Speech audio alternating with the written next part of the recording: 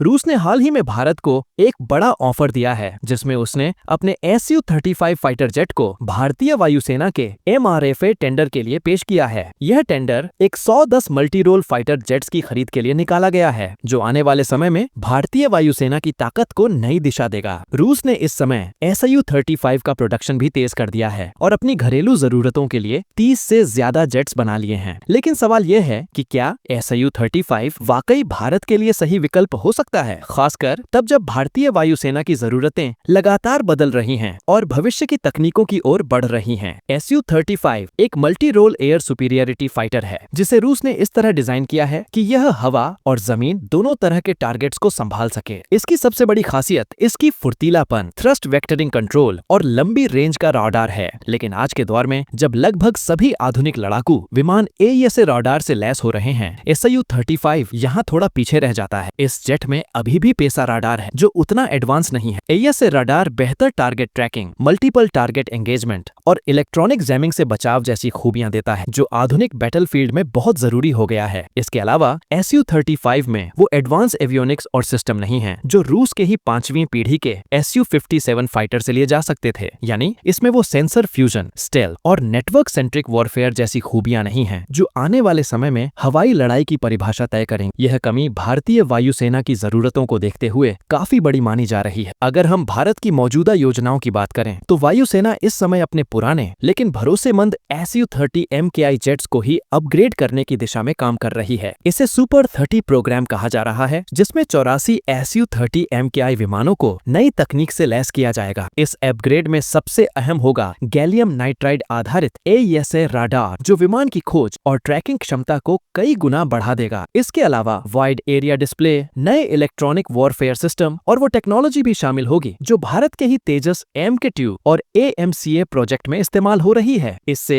Su-30 MKI इतना advance हो जाएगा कि यह आने वाले कई दशकों तक भारत की रीढ़ बना रहेगा। MRFA टेंडर का मकसद वायुसेना को भविष्य की चुनौतियों के लिए तैयार करना है, लेकिन इस वक्त भारत अपने घरेलू प्रोजेक्ट्स जैसे तेजस MK-2 और AMCA पर भी तेजी से काम कर रहा है ताकि आने वाले समय में हमें विदेशी जेट्स पर ज्यादा निर्भर न रहना पड़े। ऐसे में Su-35 को लाने का फैसला थोड़ी उलझन पैदा करता है क्योंकि यह न तो 5वीं पीढ़ी की तकनीक देता है और न ही पूरी तरह भारत की भविष्य की जरूरतों से मेल खाता है। रूस का यह ऑफर शायद शॉर्ट टर्म में देखने पर आकर्षक लगे क्योंकि Su-35 का एयर टू एयर कॉम्बैट काफी मजबूत माना जाता है, लेकिन भारत के लिए जरूरी है कि वह अपनी लंबी अवधि की स्ट्रेटेजी देखे। Su-30 MKI को सुपर 30 वर्जन में अपग्रेड करके और घरेलू प्रोजेक्ट्स को आगे बढ़ाकर हम न सिर्फ पैसा बचा सकते हैं बल्कि अपनी टेक्नोलॉजिकल इंडिपेंडेंस भी मजबूत कर सकते हैं। आने वाले दशक में हवाई युद्ध पूरी तरह नेटवर्क सेंट्रिक और स्टेल्थ आधारित होगा जहां डेटा शेयरिंग और सेंसर फ्यूजन सबसे बड़ा फैक्टर होगा। इसी दिशा में तेजस MK-2 और AMCA जैसे प्रोजेक्ट्स हमें सही रास्ते पर ले जाते हैं। इसलिए भले ही Su-35 का नाम सुनकर उत्साह हो, लेकिन मौजूदा हालात में यह भारतीय वायुसेना की जरूरतों के हिसाब से शायद सबसे सही विकल्प नहीं है।